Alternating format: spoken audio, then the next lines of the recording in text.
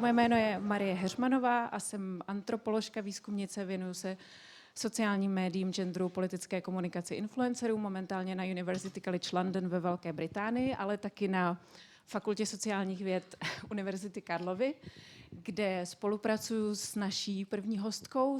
Ne, vlastně moje šéfka, naše první hostka Lenka Vochocová, která je teda výzkumnice na Fakultě sociálních věd Univerzity Karlovy, kde se věnuje genderu a online politické komunikaci a budeme dneska taky trochu čerpat z výzkumného projektu, který jsme právě začali letos a který se věnuje genderu a online dezinformacím ve stručnosti.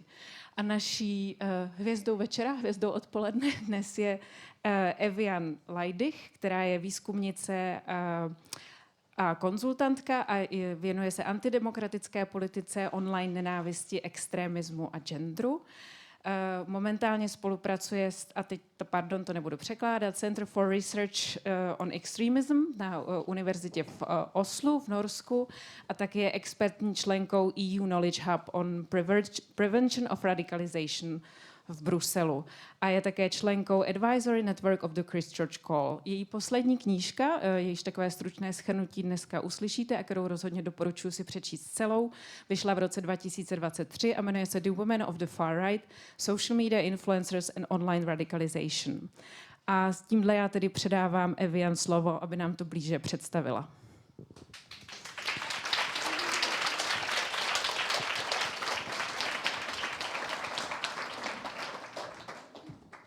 Okay, is this working? Perfect.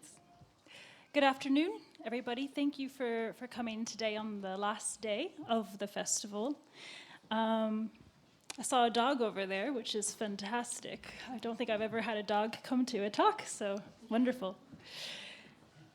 So what I'm going to be presenting today is based upon several years of research where I've looked at the rise of female activists in far-right politics, but specifically those online as influencers and podcasters.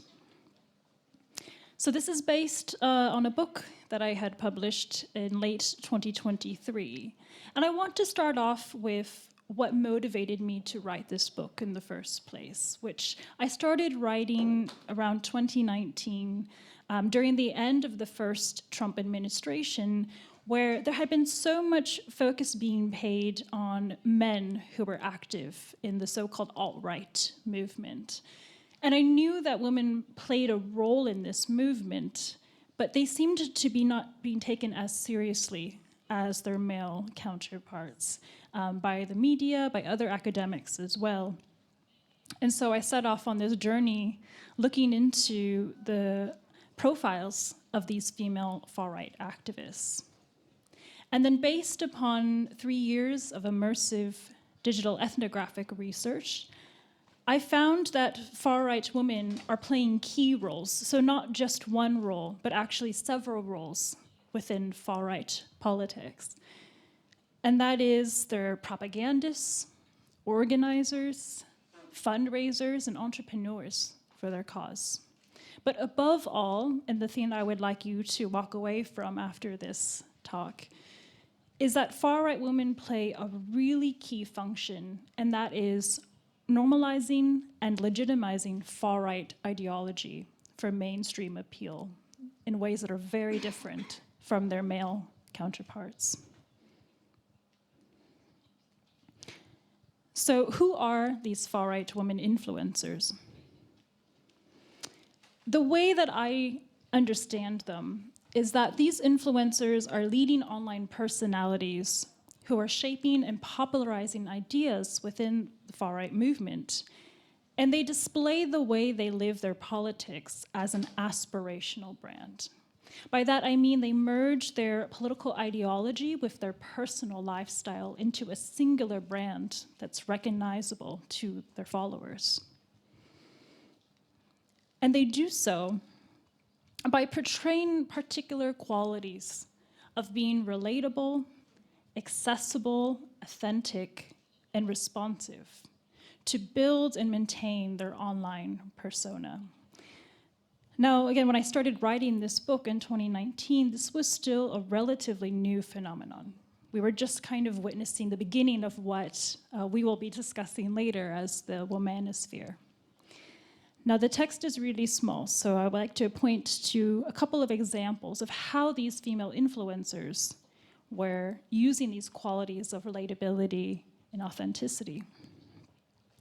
The bottom photo on the left-hand side is an Instagram post from a Canadian influencer named Robin Riley, and it's a before and after selfie on this post. She writes in the caption, "Glow up. If it could happen to me, it can happen to anyone. Pick one, under-eating, in a bad relationship for 7 years, heavy smoker, feeling numb inside, lost." And then the after photo, pick two, eating healthy, married and pregnant, off all drugs, feeling joy and gratitude for my life, saved. She writes at the bottom, "These pics were taken 4 years apart, and it didn't happen overnight. You've got to put in the work for the reward. Be patient with yourself. Deprogramming is a long process." Now, when I started writing about these women in 2019, Instagram was a vastly understudied platform in terms of understanding its potential as a radicalizing arbiter. And on the surface, it doesn't seem like this post is inherently political or ideological until you actually situate the context of Robin's post. So she's using coded language to signify her radicalization journey. For example, using the phrase "glow up." How many of you here are familiar with that term, glow up? Okay, a couple of hands. Yeah, so for those who don't know, glow up, it comes from the beauty blogging community, and it signifies undergoing a period of personal transformation to achieve your best self or your most natural self.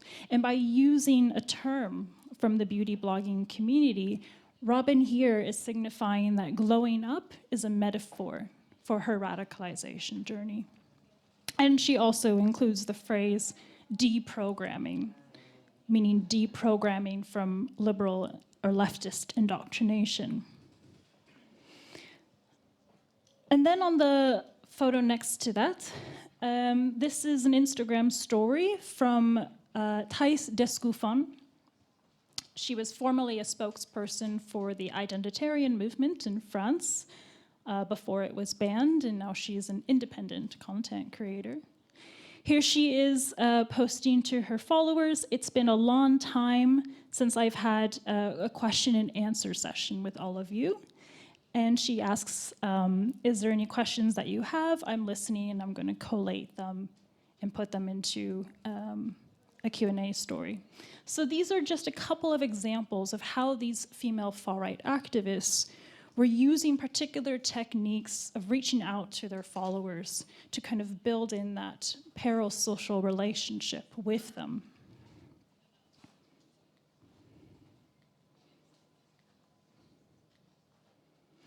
Now, when I started off writing my book, I had assumed that most of these far-right women influencers would be attempting to radicalize and recruit other women into their movements. And that was certainly the case on certain platforms like Instagram. But on other platforms like YouTube and TikTok, I saw that they had actually far more male followers than female ones. And they would use these platforms as opportunities to speak to their male followers by tailoring their content, focusing on hypermasculinity narratives. Like the video here by Brittany Zellner, called "The War on Men." It's one of her most popular YouTube videos. And here, Brittany is promoting this idea that society has failed men because of feminism and is forcing men out of natural and biological traits of masculinity, aggression, dominance, and leadership. And that if these men join the far right, they can exercise these traits and find a submissive wife. Others, like Thijs, have made videos directly responded to notions of men being beta boys instead of alpha men, describing how society has also failed these young men, and that's why they've turned to becoming cucks, which is a phrase, incels, as well as sympathizers or having emotional characteristics. Other times on platforms like Instagram, I would come across dedicated pages like what you see here on the right. This was a page run by the Identitarians, and here is a photo of the title, "Europe is the New White." So emphasizing to men that it is up to them to take up the mantle and be the providers and protectors of a white European civilization. But above all, most of these far-right female influencers really focus on their primary roles as wives and mothers. And this is continuing a very long legacy of women involved in far-right activism. But I wanted to understand, how is this adapted for modern audiences today in the social media age? For example, posting about food blogging. So this is a recipe that Robin shares from when she was pregnant. It's avocado toast topped with caviar. And I have to say this, I unexpectedly came across this content researching this book. I never thought I would have so much fun. And here she describes the health benefits of this dish, talking about the bioavailability and nutrients that's being provided through caviar as a omega-3 superfood, and how, again, on the surface, it doesn't seem to be ideological or political unless you situate this with the other types of content that Robin puts out about political commentary. But the goal here is to encourage her followers to eat the optimal foods in order to optimize their fertility and reproductive ability for the next generation.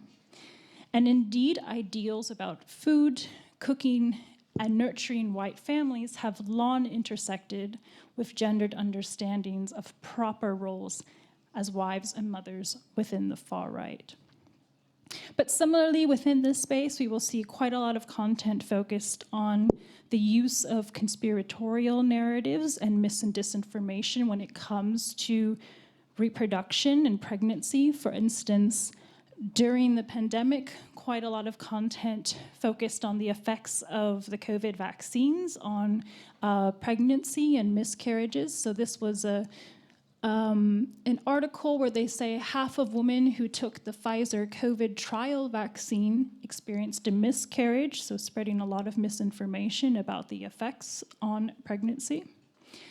And then over the last couple of years, we've seen really a surge in mis and disinformation around hormonal birth control in particular, and this push to encourage women to stop taking hormonal birth control because of the effects that it has on long-term fertility, allegedly. In addition, there has just been a surge of alternative health and wellness contexts, which, talking to my fellow discussants, seems to be also pretty prime here within the Czech Republic. But interlacing this alternative health and wellness with their ideology and with their messaging. So for example, on the left-hand side, interspersing images of playing with her children and drinking raw milk, making granola, but interlacing that with messages like, whatever the government says, do the opposite. Or 10 things that completely changed my health. In the middle there, the sun isn't your enemy, so there's this long-standing conspiracy narrative about against using sunscreen. But it's presented into this rather beige aesthetic, is how I would describe the profile there. Others, like Alex Clark, who's a very popular influencer in the MAGA sphere and part of Turning Point USA. Last year, she started a podcast called Culture Apothecary.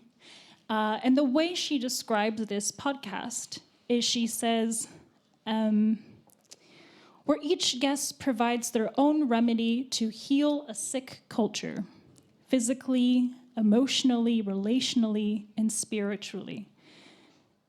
An apothecary was the original place in the community you would go to for natural remedies. So it's this idea that Western society, and the US in particular, is experiencing one of sickness and deterioration, and that focusing on these alternative health and wellness approaches is a way to help remedy and heal as a society.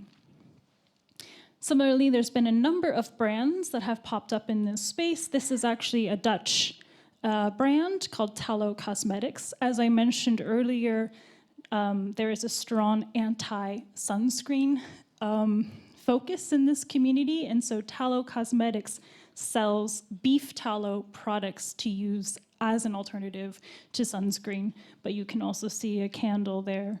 But the way that it is presented is important, right? Because again, unless you actually know about the coded signals of this community, it just could seem like any brand or product that you might come across. Oops, really skipped ahead. There we go. Entrepreneurism is a primary way in which this messaging becomes communicated, but also monetized for their audiences. So writing books like Brittany Zellner's book, Patriots Not Welcome, talking about her experiences in the identitarian movement. For others, partnering with particular brands and merchandise. I know it's very small to see here on the screen, but this clothing company called Forbidden has partnered with influencers, and they sell t-shirts, such as, for instance, a person wearing a sheep's head called Government Knows Best, so those who follow the advice of the government are sheeple. Another t-shirt with the slogan "Tradition is the new rebellion," so tapping into this idea of counterculture through nuclear families. Another t-shirt called "Resist the NWO," or the New World Order, which is an anti-Semitic dog whistle. Partnering with these types of brands, but also through affiliate programs like Amazon, for example. So Mrs. Midwest, who's a tradwife influencer, on her blog, you can shop my life. So there are some of her favorite picks, her favorite cleaning supplies, beauty and skincare products. I can't see very well. Oh, and cooking supplies, right? So she earns a small commission if you purchase these products through her Amazon affiliate page. And to me, this was interesting because her followers can literally consume and be like her through the purchase and use of these products. And other influencers like Isabel Brown on the bottom right, promoting a supplement that she has partnered with. And this supplement is actually targeted for her followers who are stopping hormonal birth control and want a supplement that they can take to help with hormonal fluctuations as a consequence of stopping birth control. Now we know that beauty and lifestyle bloggers have long recommended products and worked with corporate sponsors for monetization opportunities. But the aim here is really to sell both a lifestyle and an ideology to their followers.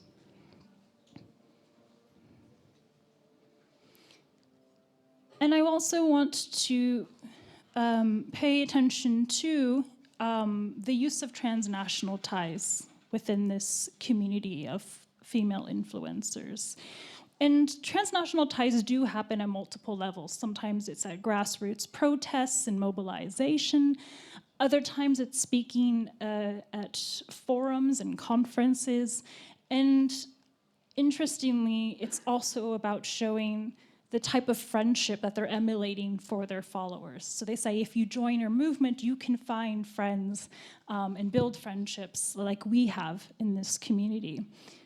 For example, on the left-hand side, this is a selfie taken on Brittany Pettibone's page, and she lives in Austria, I should note.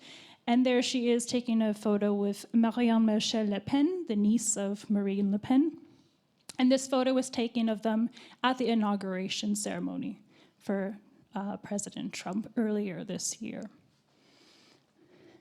Meanwhile, influencers like Eva Vlaardingbroek from the Netherlands, she has become a very active figure in building transnational connections across Europe as well as to the US with her content. And hopefully this works because this video wasn't working before.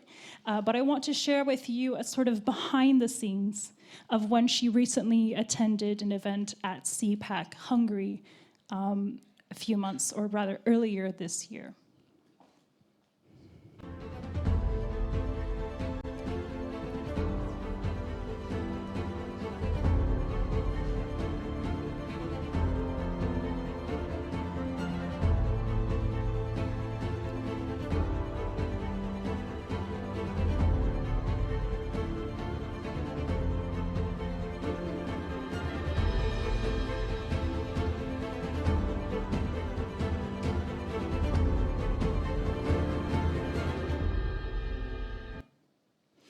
So while a lot of her posts feature her giving speeches at these various forums or conferences or in various media outlets across Europe, I think this video is quite indicative of the fact that she makes a concerted effort to show the type of behind the scenes of her activism, although it's, you can see, very professionally produced.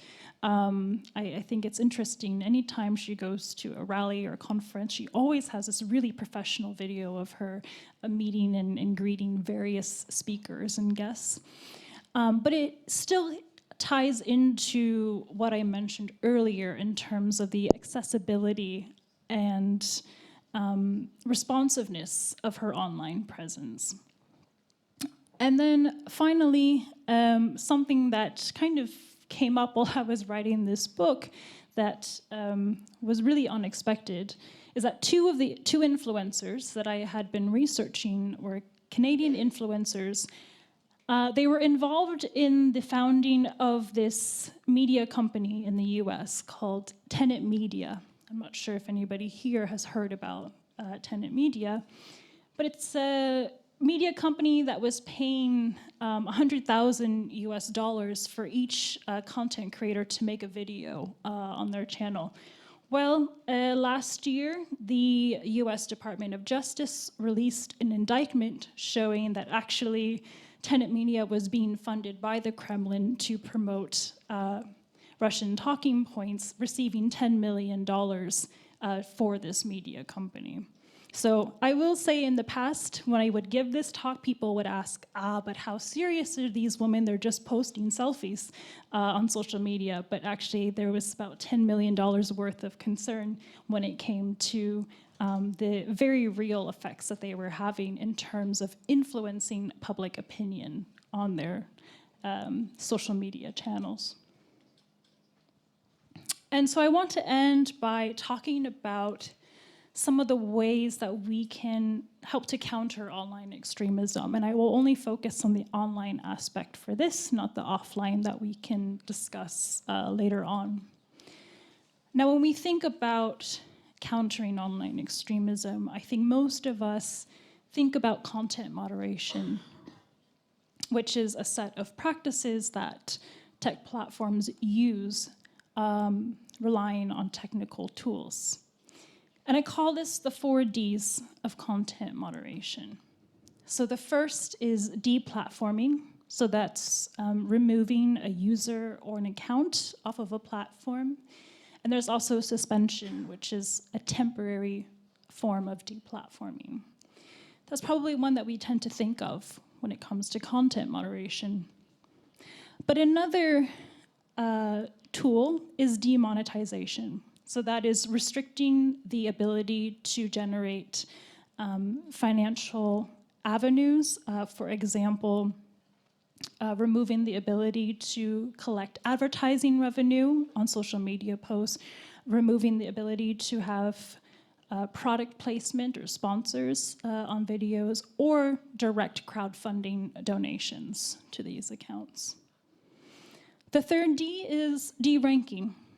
So that is restricting the visibility in search results. So if you're looking for a particular account or post, it may not pop up in, say, the first page of a Google search or a YouTube search result. And the fourth D is detection. And this is arguably the most difficult form of content moderation. And that's using either human or automated machine learning review to detect content that might violate a platform's community guidelines or terms of service. Now, I think it goes without saying that a lot of these influencers are very well aware of the efforts that platforms have used to try to restrict the visibility of their content. For example, here's an Instagram story post from Robin Riley, and she writes in it the ways in which the Kufer jab, that's the COVID vaccine, could affect female and male fertility. This is all a plan to reduce the population via widespread sterilization. And she continues by saying, Bill Gates is spearheading the push for mandatory vaccination, continues on. Now, you may not be able to see the text, but if you look at the word vaccination, she uses a number of different characters to change the spelling and appearance of the term. And the reason for this is because during the pandemic, Instagram introduced a feature on posts containing words like vaccine, COVID, or corona, in which there would be a pop-up banner on posts that would direct users to the World Health Organization's page about COVID. And so because of this, these influencers picked up on that very quickly.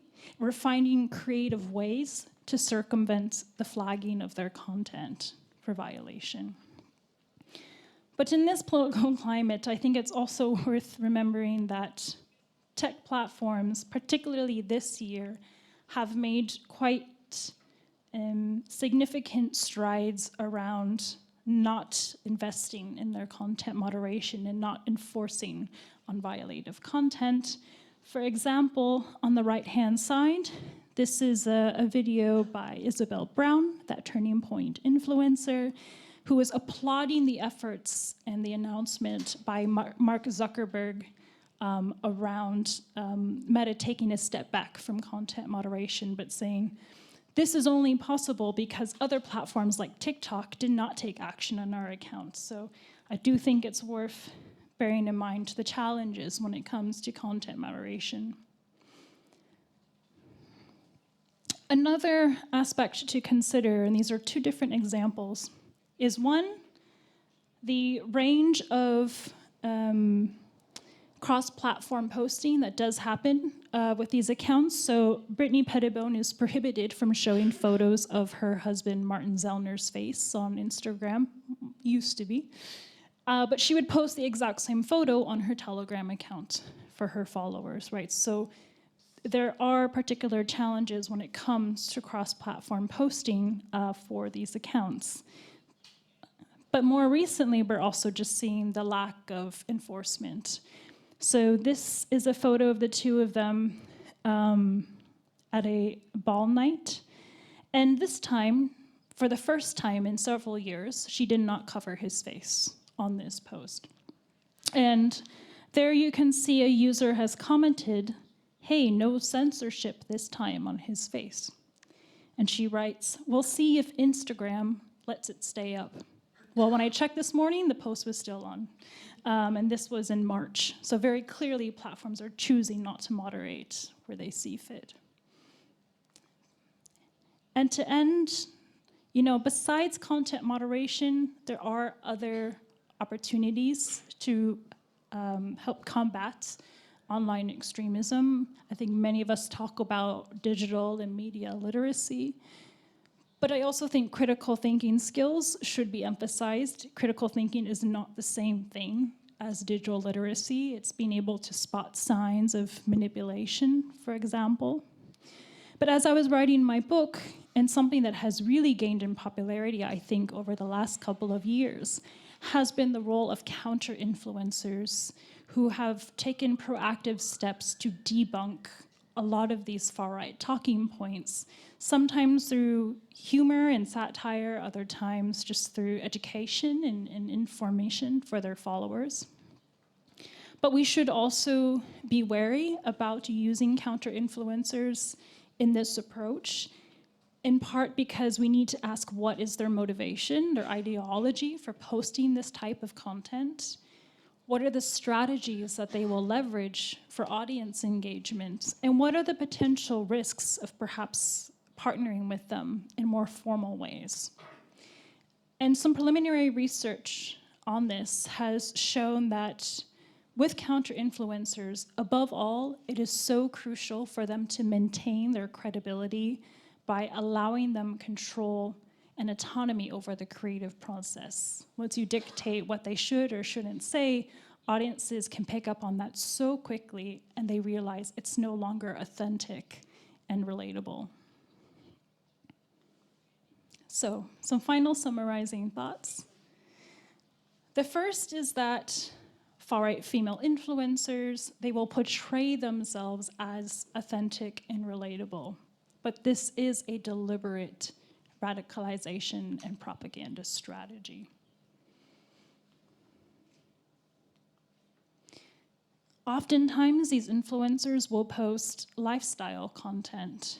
So some of the examples I showed around self-improvement, glowing up, food blogging, or health and wellness. And they will post this lifestyle content to relate and appeal to broad audiences. But these influencers will use coded language within that content to advance their extreme ideology and ideas. At the same time, they are very much benefiting from algorithms and the visibility that they receive on platforms because it's lifestyle content. It's not seen as problematic. And finally, the takeaway that I mentioned at the beginning is that the goal is to normalize and legitimize far-right ideas for mainstream appeal in ways that their male counterparts have not been able to achieve to the same level of success. So that's all. Thank you very much, and I look forward to the discussion.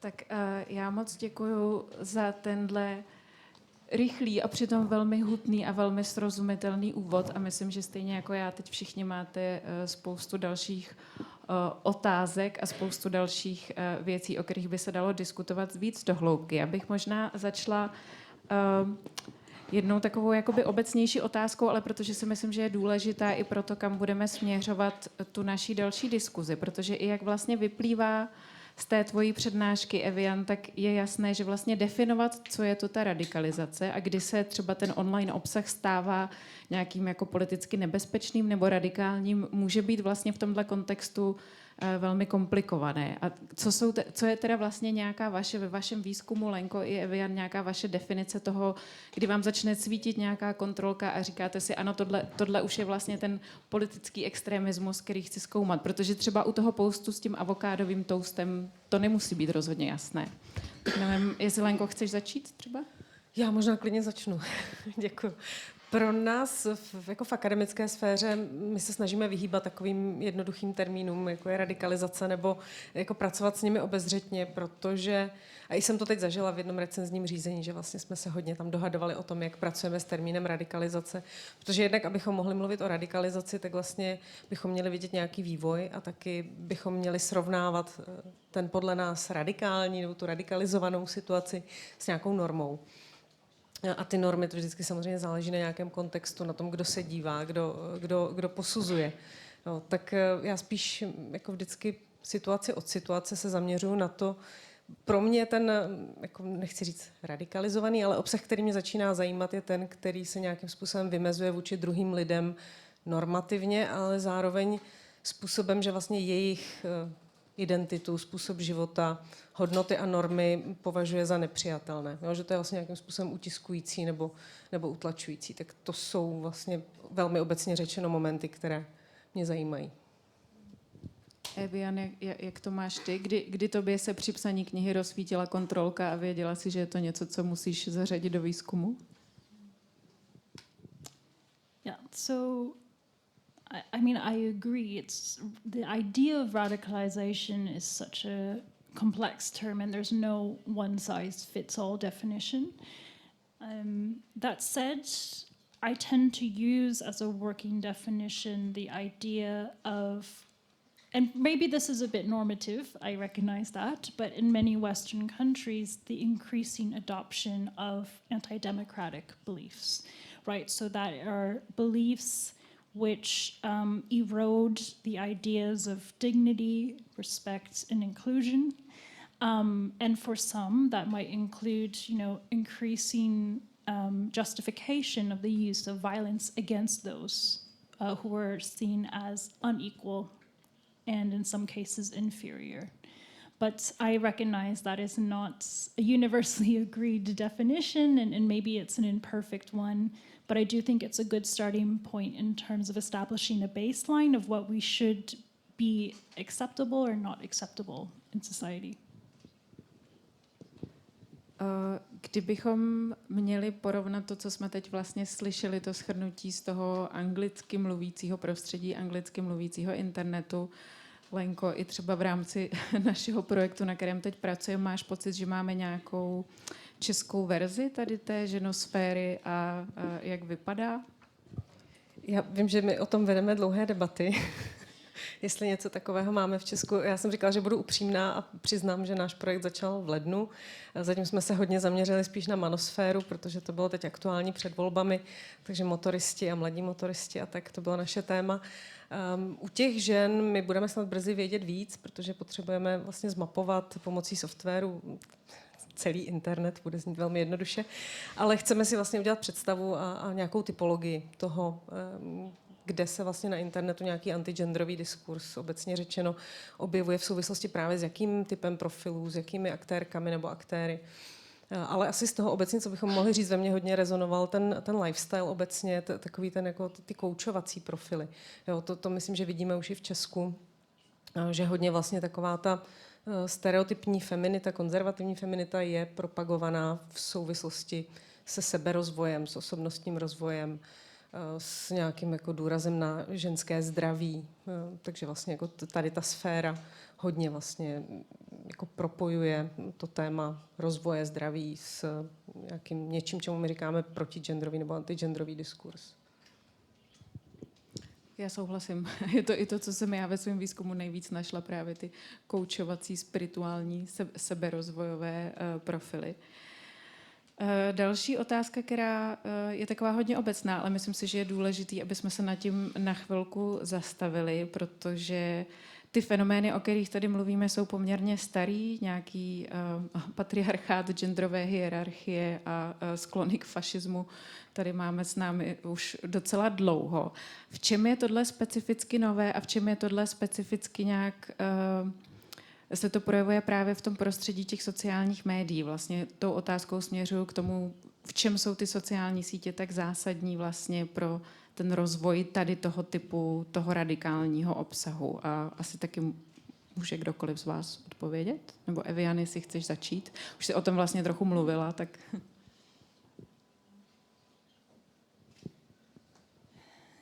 Yeah, so the way I think about this phenomenon is indeed it's like pouring old wine into new bottles, right? The ideas, they haven't changed, but the way that it becomes communicated has changed. And one thing I really like to emphasize in my book and my research is that this is a story of social media as much as it's a story of far-right ideas and activism. I mean, we were talking the other night, and I feel like in some ways my book is out of date already, and it's been 2 years. And in part because there has been this surge of influencers and these networks and ecosystems like the womanosphere or the manosphere. But I'm also starting to see how particular practices and ways of leveraging different genres online, they're being learned by this new generation of influencers, right? It's like the millennials kind of set off on this path of creating this content and playing with the tools on these platforms, and then Gen Z has just taken that to a whole new level. Just a bit scary. But yeah, I think to your point, it is important to recognize that this is, you know, these are not new ideas, but it's always adapting and evolving. And I do take quite a lot of issue as well with the ways that these platforms have just algorithmically amplified this content and made it so accessible to users, where if you're searching for pregnancy and motherhood content on TikTok or Instagram, within a few minutes you get recommended these accounts, even though you're not deliberately following them. And I do think there is a problem around the lack of transparency when it comes to the infrastructure of these platforms. And indeed, the idea is that the product is not the platform, the product is your attention, right? So it's constantly trying to keep you scrolling and engaged. Jo, já s tímhletím určitě souhlasím a my vlastně jsme i do názvu toho našeho projektu vetkli dva takové teoretické přístupy. Jeden z nich je performativita sociálních médií a druhý je teorie identit. A my si myslíme, že vlastně tohle je hodně jako propojené a to je to nové na tom internetu nebo na těch sítích, že vlastně sítě slouží k tomu, aby člověk performoval, tedy jako veřejně projevoval nějakou svoji identitu, nějaké svoje nastavení a že se v tom vlastně ti aktéři a jejich followers nějakým způsobem jako utvrzují, podporují. A já teď hodně jako vlastně čerpám z teorií nebo přístupů studií, které právě říkají, že to šíření různých jako antidiskurzů a vlastně identitárních hnutí, které jdou proti liberalismu, proti demokratickým hodnotám, že vlastně slouží lidem jako stvrzení jejich identity. Že je obzvlášť atraktivní pro lidi, kteří se cítí nějakým způsobem vyloučení, že nejsou součástí nějaké komunity. A ten internet v tomhletom vlastně umožňuje napojit se na jakoukoliv komunitu, která jako vlastně není s vámi prostorově nějak svázaná. Takže tohle mi přijde, že je velmi zrádné vlastně na internetu, že to lidem dává instantní, okamžitý vlastně jakoby pocit toho, že jsou rozpoznáni jako nositelé nějakých myšlenek, nějakých hodnot, nějakého životního stylu, že to vlastně může pro spoustu lidí být velmi atraktivní. A vy jste mi teď vlastně obě dvě tou odpovědí nahráli na moji další otázku, která se právě týkala těch algoritmů a toho, jak fungují ty platformy. A zároveň ty jsi pak, Lenko, vlastně řekla tu druhou část toho, protože já mám pocit, že se pořád trochu jakoby pohybujeme mezi tím, tak co je teda ta platforma, co jsou ty algoritmy a co jsme teda my jako lidi a to, co my tam vlastně vyhledáváme za ten obsah. A já mám pocit, že Alenka taky ví, že to je moje dlouhodobá frustrace třeba z české veřejné diskuze na tohle téma, že mám pocit, že se hodně zaměřujeme na ty algoritmy a že vlastně i třeba tak, jak se to teď diskutuje na nějaké úrovni třeba nějakých opatření, tak se hodně bavíme o třeba, nevím, omezení přístupu mladých lidí na sociální sítě, aby nebyli tomu obsahu vůbec jakoby vystaveni. A mám pocit, že ty jako zlé algoritmy, že si do nich hodně promítáme vlastně ty naše strachy tady ze všech těch fenoménů. Takže moje otázka vlastně směřuje k tomu, jak vy tohle vidíte, do jaké míry vlastně se máme zaměřovat na ty algoritmy, ale do jaké míry se musíme zaměřovat na to, že ty algoritmy by neměly co šířit, kdyby třeba neexistovaly ty lidi a ty influencery, tak kde vlastně najít nějaký balans v tom?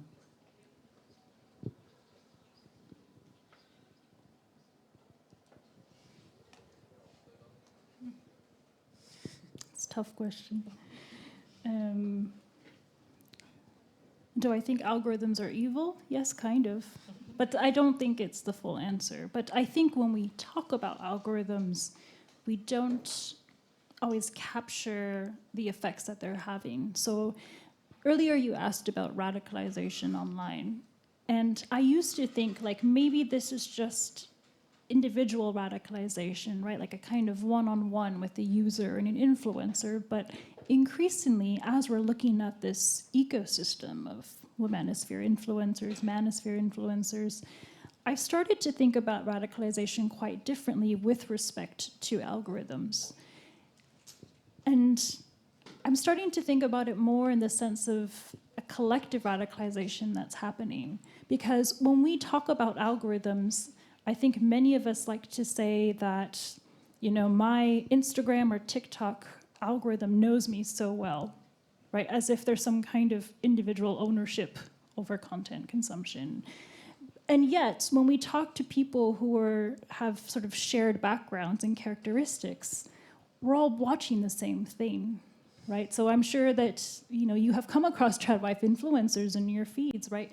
And it's this very selective micro-targeting of profiles who share characteristics and then start to recommend them similar content in which we're starting to see really similar trends and patterns emerging.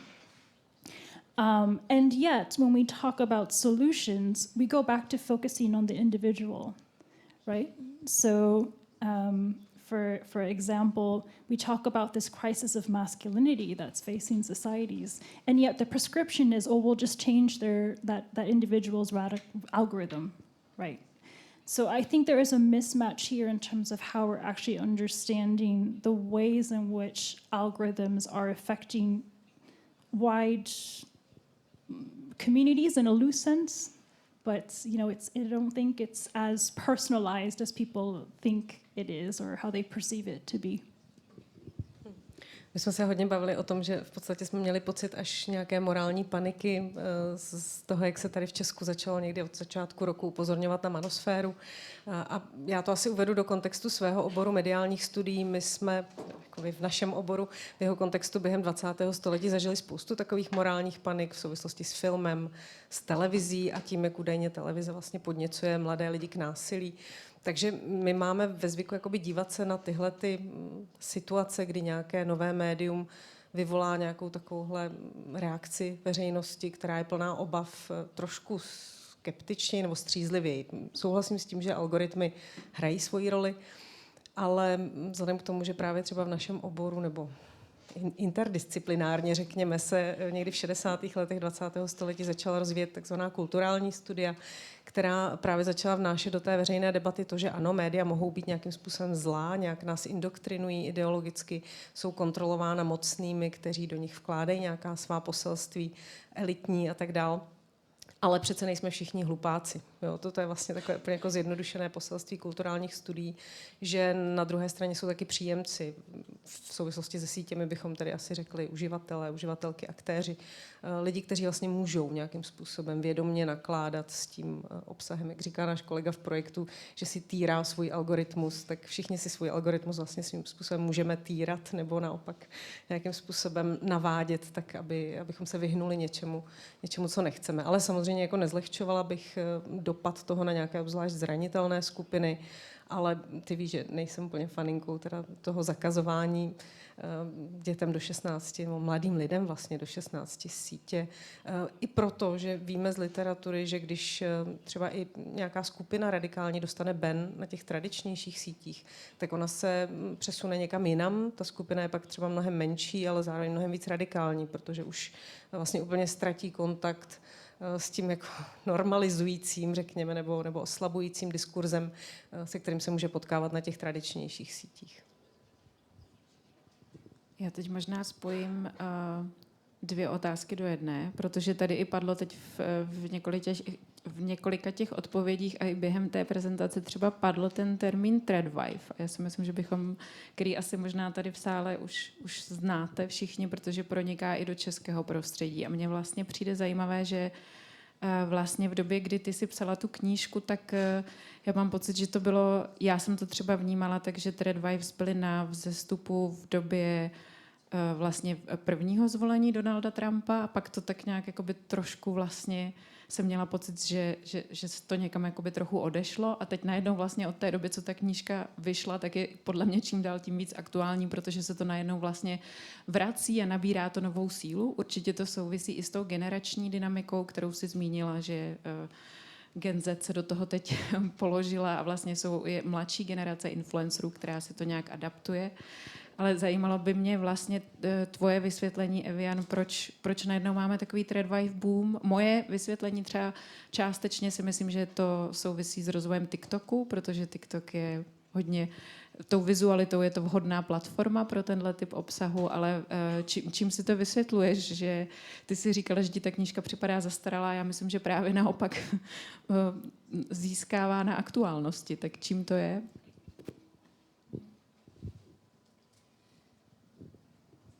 So indeed, Tradwives emerged as an online community around 2015, and they were mostly present on forums and online chat rooms. And the sort of origins of the Tradwife community was that they were really staunchly anti-feminist and quite closely connected to the manosphere and to the red pilling community. And then they kind of dithered away a little bit. And then it was during COVID where we saw this explosion of Tradwife influencer content, right? So also moving from text-based to short-form video. And as you mentioned, the visuals are really important when it comes to Tradwife content in terms of the genres and the aesthetics that are presented. And, my sort of working theory about this is, as COVID was occurring, people were spending not only more time at home, but also more time online. And Tradwife content was a way of people to kind of tap into this escapist fantasy, away from what was happening with, the fears around COVID, and start to focus on, in many ways, glamorizing housework and making it enjoyable and pleasurable and fun. Now, again, that is an aesthetic presentation. I don't think you find many Tradwife influencers who are actually posting videos of themselves on their hands and knees scrubbing floors. It's always these really pleasurable activities like making sourdough bread or folding laundry or gardening, I suppose. But, it's an idealization of that housework. So I think that's part of it in terms of understanding the context in which Tradwife influencer content became extremely popular. I think another part of it is something that has been brewing, which is this reactionary backlash to feminism. Now, a lot of Tradwife influencers aren't as outspoken against in politics and also about feminism more broadly. They kind of, the most popular accounts don't make any mention of that at all, and that is a purposeful strategy, I believe. But I do think it taps into, again, this other online trends we see, like stay-at-home girlfriend or, similar online cultures that share overlap with Tradwife culture. And in some ways, they're able to tap into this messaging that resonates, especially with young women. So the idea that under feminism, it's so difficult to have it all in terms of a family and a career, and that it's just so much simpler if we resort to traditional gender roles, because that just seems more obtainable, or easily obtainable. Now, of course, we can criticize that argument, but I think it's a very, very simple narrative that tends to resonate with a lot of young women. Another very interesting fact is that for many Gen Z Tradwives, they talk about actually their mothers being of that generation of corporate feminism and not being as present in the home growing up. And so they kind of resort to this cosplaying of being a Tradwife and wanting to be that maternal figure that they claim was not so present in their lives. Again, we should take these arguments with a grain of salt, but I do think that kind of generational revival has been interesting to observe.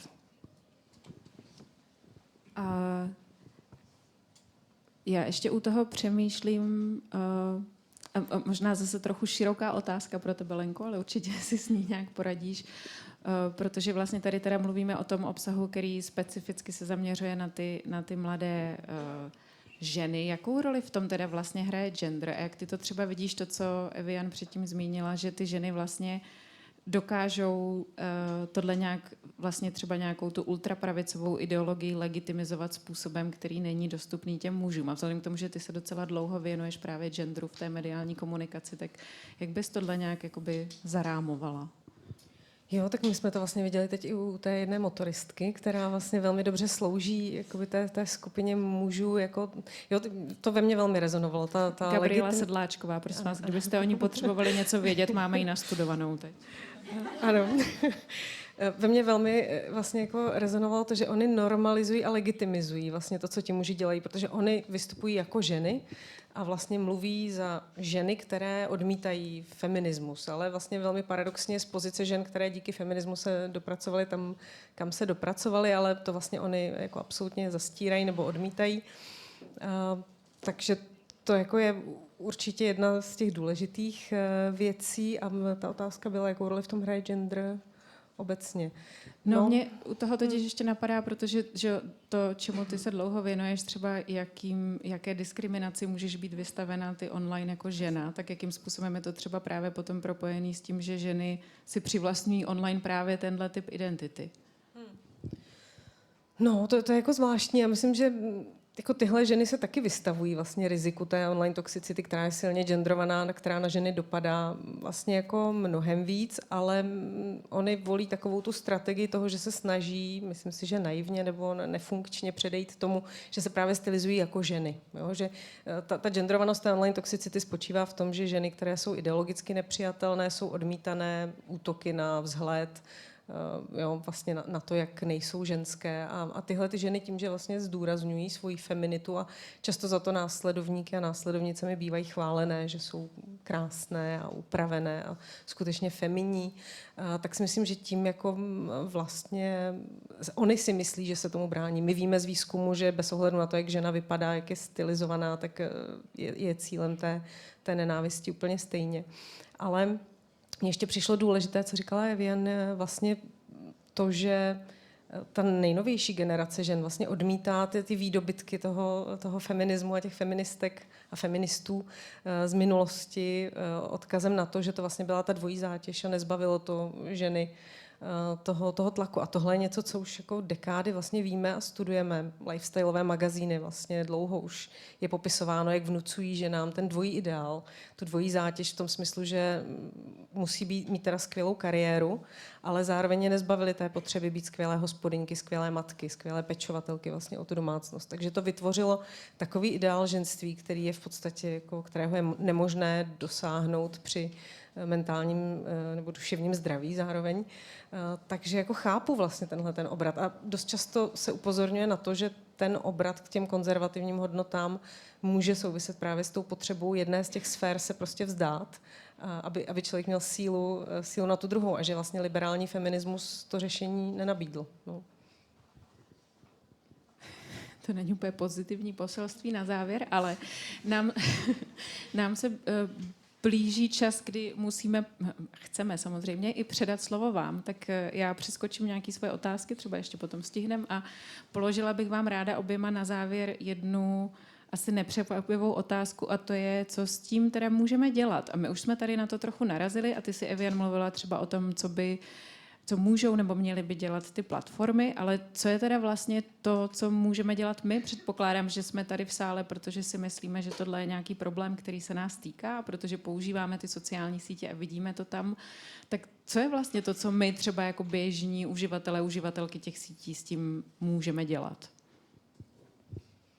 No, To by bylo na samostatnou 5hodinovou debatu asi, ale ne, já když jsem jako nad tím přemýšlela, kromě přesně té, vlastně Eviane všechno zmiňovala, 4D a vzdělávání a gramotnost a tak dál. V Česku si myslím, že hodně panuje to přesvědčení, že stačí lidi vzdělávat. To jsme viděli třeba u boje s dezinformacemi, veškeré aktivity vlastně byly nasměrované na to vzdělávání. Když se na to podíváme přes tu teorii identit, tak to není úplně nejúčelnější strategie, protože je v tom trošku skrytá takové jako intelektuální elitářství, že máme pocit, že ti lidi jsou jenom hloupí, že nemají prostě přístup k těm informacím, který máme my.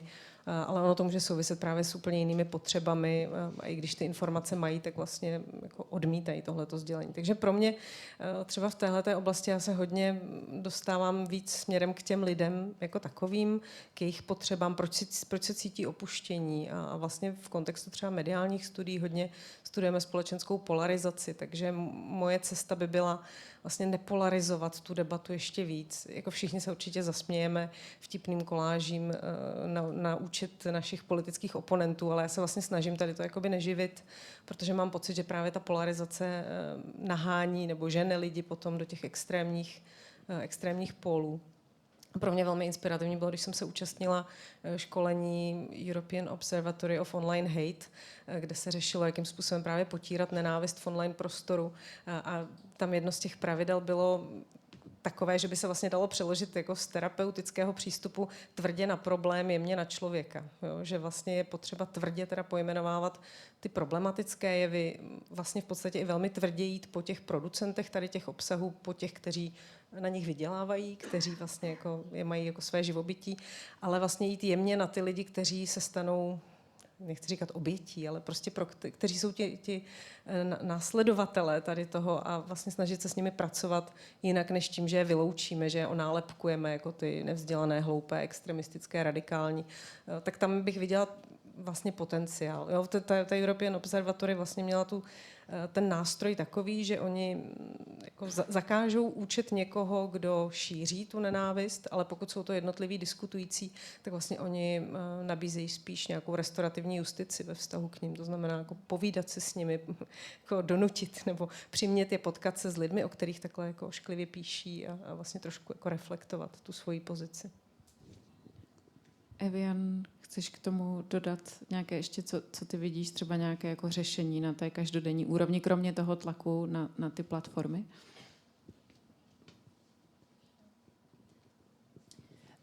So there's two different points that I would like to emphasize. What the first sort of builds on what you were just saying, and that is, well, what has been very interesting is I saw this recent survey of young Europeans, and they all hate being on social media. They hate how addictive it is, and they know that it's bad for their mental health, but they just feel like it's part of their culture and what they grew up with. But I think using that as a starting point is good. Knowing that it is your attention that is the product of these platforms. And I think building on that, it's also teaching young people that social media is not a cure for loneliness, right? And I think many young people also report, having a desire for more friendships and connection and intimacy, but they've been raised with the screen in front of them their whole lives, right? So I think that is a potential for intervention. I think the second point has to do with the concept of generational amnesia. So this is a concept that scientists of climate change use to describe how over several generations there's often a change that happens over time when it comes to, for example, the endangerment or eventual extinction of a species. But each new generation starts at a new baseline, so they just accept of what is normal based upon the effects of the previous generation. And I really like this concept when it is applied to feminism and to women's rights and to LGBTQ rights, because oftentimes younger people, they will take for granted the gains and the advances of these movements. and realize, or perhaps not realize, that they also need to fight for these rights themselves because it's very easily taken away, or it can be easily taken away. And part of that is having very honest conversations about feminism and also where it has failed as a movement. They're the realities of it. I don't think most of these far-right female influencers really understand what feminism is. They just take what is popular feminism and then react to that. But, you know, there were feminists, for example, who fought for household labor as a form of work, as something that needed to be recognized, I think, in ways that directly cut to a lot of these trad wives arguments. So being honest about, you know, what those advances have been and where the challenges are and where we can grow from there. Děkuji moc oběma za odpovědi a teď teda nic nevidím, ale pokud máte někdo nějakou otázku, tak se přihlaste a dáme vám slovo. Ale já teda fakt nevidím vůbec nic. A hlásí se někdo? Můžeš mi hlásit, jestli se někdo hlásí? A nikoho nevidím. Jo, Vzadu. Tak vidím 1, 2, tak nejdřív tamhle vzadu. A někdo tam jde s tím mikrofonem? Jo, super. Jinak, pardon, otázky můžete klást anglicky nebo česky, jak se vám líbí. Vy vám asi taky odpovíme, jak se nám bude líbit. Jo, dobrý den, já teda ji položím radši česky, anglicky sice umím, ale aby to bylo srozumitelné. Já napřed začnu takovým komentářem a pak se zeptám, jo? Tak omlouvám se, snad to nebude moc dlouhé. Já si taky myslím, že algoritmy jsou zlé, jak řekla paní Leidig. Myslím si to, protože oni jsou vlastně založené na tom, že v nás mají vyvolat emoce, a to zpravidla ty negativní, protože ty nás přišpendlí k tomu displeji na delší dobu. Za druhé, vy jste říkali, že ten algoritmus nějaký váš kamarád známý zkrotil. Já si myslím, že to není úplně možné, protože on neví, jak ty algoritmy fungují, neví to nikdo, ví to jenom technologické firmy, které je vlastní. To znamená, je tam nulová transparentnost a nikdo z nás neví, jak ty algoritmy fungují. Za třetí, podle mě není úplně srovnatelné srovnávat vlastně televizi nebo ty tradiční média s těmi algoritmy, protože to, jak na nás působí ty tradiční média vlastně lineárně jedním směrem, tak na druhou stranu je v tom určitá transparentnost v tom, že za nima stojí nějaká redakční rada, nějaký tým a my se můžeme dovolat toho, co za tu distribucí těch informací vlastně stojí. Podle mě distribuce informací v rámci algoritmů je něco úplně jiného a úplně nového a pro tu společnost to je obrovský šok, protože právě ten sklon algoritmů k tomu vyvolávat negativní emoce a konflikt působí na celou společnost tak, že se radikalizuje. A teď ta otázka, abych nebyl už moc dlouhý.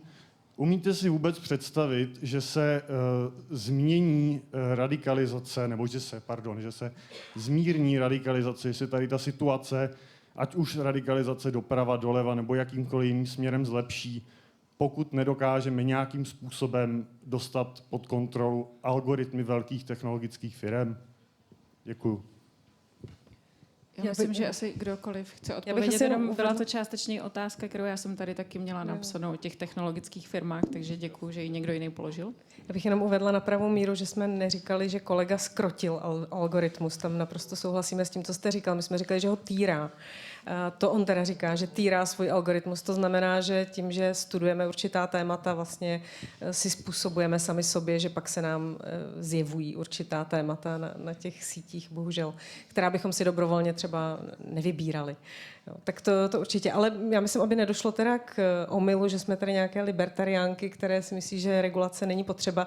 My jsme asi všechny v kontextu kritické teorie médií, takže určitě nějaká jako regulace toho negativního dopadu něčeho, co, jak jste přesně popsal, vlastně je až na několik možná expertů nebo spíš jako lidí, kteří mají speciální schopnosti.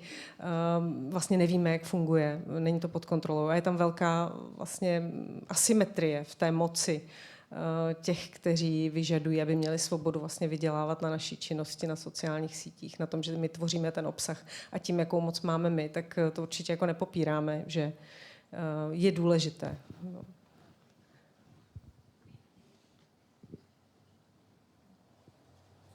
Yeah, no, I think we're all in agreement around this. I mean, fortunately, in the EU, there is the Digital Services Act, which has set the gold standard when it comes to regulation and moderation of, in particular, big tech platforms, but also some smaller platforms. The question, of course, is about enforcement, right? And I think we are, as I alluded to in my talk, operating in a political climate in which platforms are pulling back from investing in moderation efforts.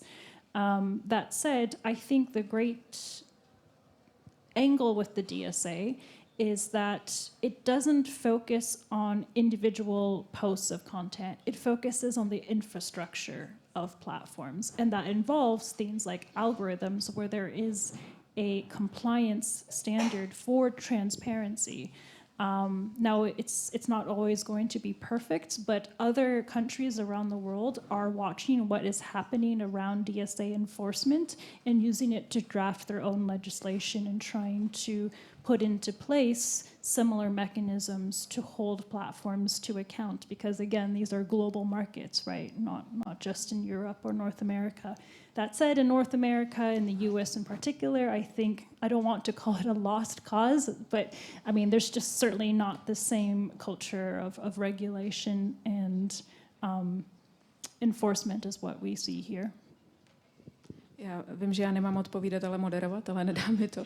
Jenom myslím, že právě se tady všichni shodneme na tom, že ta regulace je potřeba, ale myslím, že trochu jsme se bavili i o tom, nebo já to vnímám tak, že my si od té regulace slibujeme, že ten problém vyřeší. A já si myslím, že ta regulace je první krok, ale že jak tady zmiňovala Lenka, tak ten radikální obsah reaguje na nějaké reálné potřeby lidí, které zůstanou, i když třeba zmizí ten zlý algoritmus. Tak to je jenom ještě takový dodatek. Pak jsem viděla otázku tady někde, ano, tamhle, jestli můžu poprosit mikrofon. Děkuju. Já se chci zeptat vlastně podobným směrem. Vy jste zmínili, že třeba úspěch tady těch influencerů je založený na nějakých jako reálných potřebách nebo i jako problémech, na které vlastně reaguje, ať to může být třeba nějaký chybějící vzorec rodiny, cokoliv i hlubšího. A já teďka přemýšlím o tom, jestli teda ty influenceři jsou jako tak geniální, že dokázali spotnout tyhle ty věci a reagují na ně, anebo jenom jako vidí, co funguje a opakují ten trend, který funguje. A to mě přivádí ještě k další otázce, jestli teda vlastně tyhle fungující věci nejsou pro nás jako skvělý zdroj informací o tom, na co bychom se měli zaměřit a jaký společenský problémy třeba řešit, protože pokud vidíme, že se tohohle tématu lidi chytají, tak možná vidíme jakoby velký potenciál vlastně v nějaké prevenci a když ten problém vyřešíme, tak se pak přestanou chytat těch tématů a možná ten jakoby cyklus se tím nějak přeruší.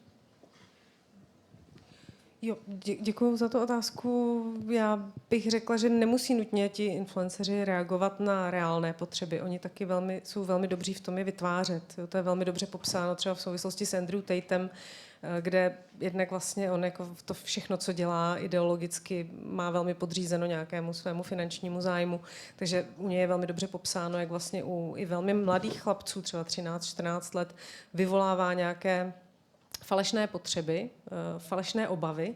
On vlastně jako vykonstruuje svět, který je proti nim, který jim neumožňuje žít nějaký naplněný život a mluví o tom tímhletím způsobem, že v nich vlastně vyvolá tu frustraci, vykonstruuje ji a pak jim na to nabízí to řešení, které velmi často je zpoplatněné nějaké kurzy. A já teda musím říct, že když jsem vlastně analyzovala obsahy třeba mladých motoristů letos, tak jsem si všimla, že oni sice třeba ne za, když nevíme, za účelem ekonomickým, ale určitě za tím účelem politickým vlastně používají ten samý vzorec. To znamená, to je na tu otázku, jestli se dá opakovat to, co už funguje. Tam bych řekla, že oni přesně tohle vlastně dělají. Oni mluví o tom, vlastně jako vůči těm mladým mužům sdělují, že nebudete si moc koupit auto, nebudete moc založit rodinu, nebudete mít na byt. Vytvoří vlastně tady to částečně vlastně jako založeno na realitě. Samozřejmě to je asi důležité jako podotknout, že nemůžete vykonstruovat potřebu, která by byla úplně surreálna. A pak vlastně nabízejí to řešení. Ale to řešení, ke kterému ty lidi navedou, je vlastně jakoby falešné, nebo prostě vytváří další jako nenávist ve společnosti, ale neřeší ten problém těch lidí.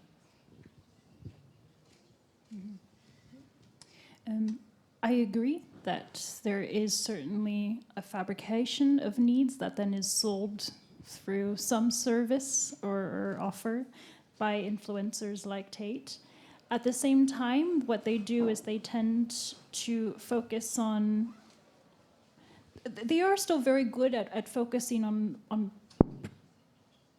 personal grievances. You know, those could be perceived or exaggerated, but they are still very good at focusing on those and then offering a black and white solution. Take, for example, this crisis of masculinity that I mentioned earlier, which, to be fair, every generation it feels like there's a new crisis of masculinity. But, I mean, it is real in the sense that we do see young men going to... dropping out of university at much higher rates of unemployment, higher rates of suicide. I mean, these are very real statistics. But then what happens is that crisis of masculinity becomes weaponized by influencers like Tate through these selling them a particular narrative. And what I worry about is how that crisis of masculinity then becomes a crisis of misogyny, in which women are blamed for these supposed failures of men. So I think it's, I agree with you, but I think that there is sort of a grain of truth that gets exploited. Tak máme nějakou další otázku? Jestli žádnou nemáme, já mám rozhodně. Tam je asi někdo vzadu, se myslím hlásí úplně vzadu, vidím to správně? Dobrý večer nebo dobrý den. Já mám otázku, I would like to ask in English. When you speak about the radicalization, if you have any idea what is the scope, if you or some other researchers have made any measurements, you know, what is the actual scope of the radicalization in those young people, maybe the Gen Z, or if there are even ways to measure it when you say that the algorithms are actually that, you know, unreadable for us, undecipherable. So is there a way to measure it, really? Thank you. Measuring radicalization is notoriously difficult. It's a very fair question, though, in terms of, is this actually having an effect on viewers? Are we just speculating? I think there are different ways that we can measure it. One thing that I am very interested in is how certain ideas gain traction and then mainstreamed into public debate. So, for example, a lot of the anti-LGBTQ narratives that I was looking at in the late 2020s, especially transphobia, that has become so popular as a talking point in the public sphere. So I do think that when we talk about radicalization, it's not just of individuals, it's also of ideas and the mainstreaming of those ideas. That's difficult to measure, granted. But you know, another way that we have seen an actual effect is, because I have focused a lot on North American influencers, I was also very interested to see young people and their voting behavior during the 2024 presidential election. And what we saw was a really interesting divide in Gen Z, where young men were leaning much more conservative and young women leaning much more progressive. And I don't think it's a coincidence that these young men are watching content by trad wives as well as by manfluencers like Tate, and they're believing in these ideas about how women should act and behave and how they treat women. So yeah, I mentioned that there is female-supported misogyny through these influencers in my presentation, but indeed the fact that they are reaching young men as well is quite concerning. And so I don't want to end on a negative talking point here. But those are sort of the 2 points that I would emphasize to that question. Thank you. We still have like 5 minutes for maybe 1 to 2 final questions, so we don't have to end on. Has anyone like a positive question? Maybe. Can I? Okay. Okay. How effective female influence to spread the radical far-right ideology using their content?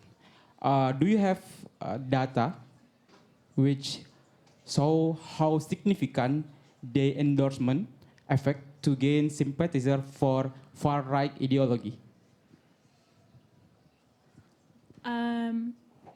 No, I don't have.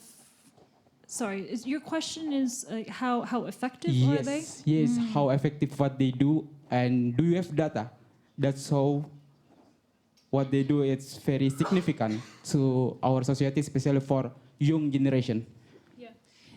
I think this goes back to my answer to the previous question, which is the way that they have been able to frame ideas that were once considered to be quite extreme, and make them quite popular talking points amongst the conservative apparatus more broadly. So, for example, there is this conspiracy theory called the Great Replacement, which at one point was considered to be a very fringe talking point, but has really gained a lot of popularity amongst right-wing and conservative circles to the extent where it is now accepted as fact. And is quite frequently used as a mobilizing factor when it comes to elections and into public office. It's a fair question, but I think trying to measure this through some kind of quantitative data is difficult, in part because the way that I see these women's roles is ones of, frankly, that of normalization and legitimation when it comes to these more extreme talking points. Já teda budu asi pokračovat česky a úplně souhlasím s tím, že vlastně ta otázka, jak tohle měřit, je úplně klíčová. Ono to souvisí vlastně obecně s měřením účinku médií. Pro nás vždycky studující hrozně chtějí sledovat účinky médií a my jim to vlastně rozmlouváme, protože jako izolovat všechny možné jiné faktory, než je to médium samotné, což tady vlastně na ty influencery můžeme svým způsobem nahlížet jako na specifické médium. Asi by se to muselo dělat nějakým experimentem, který by byl velmi složitý, abychom odizolovali jednak všechny ty vlivy a jednak viděli, že tam skutečně došlo k proměně postojů, hodnot, nějakých třeba politických inklinací. Ale my to sledujeme, teda ten dopad jednak ve výsledcích voleb různě po světě, v diskurzech zejména, to znamená v tom, co se píše na internetu, jak se normalizují určité postoje. A vidíme vlastně prorůstání tady těch myšlenek do něčeho, čemu bychom řekli uživatelský diskurs. To znamená laicky řečeno do toho, co píší lidi na internetu, že se do toho propisují populistické myšlenky, že se do toho propisují tady ty antidiskurzy, které můžou být protiimigrační, proti různým genderovým a sexuálním menšinám a vše možné vlastně. Já myslím, asi už nemáme čas na další, nebo možná jednu ještě zvládneme, jestli někdo má rychlou otázku. A já už teda stejně nikoho všichni máte asi dlouhé otázky, tak už se nechcete hlásit. Nicméně máme 2 minuty do konce. Ale vlastně na všechno, co já jsem tady měla napsané, už jste taky odpověděli, protože mimo jiné jsem se třeba právě chtěla ptát na ty globální dopady, což jsme tady taky probrali. Tak já myslím, že to v tuhle chvíli můžeme ukončit. Já moc děkuju oběma hostkám za účast a za odpovědi. Děkuju Eviane za její keynote a děkuju vám všem, že jste přišli a užijte si poslední den festivalu. Děkujeme.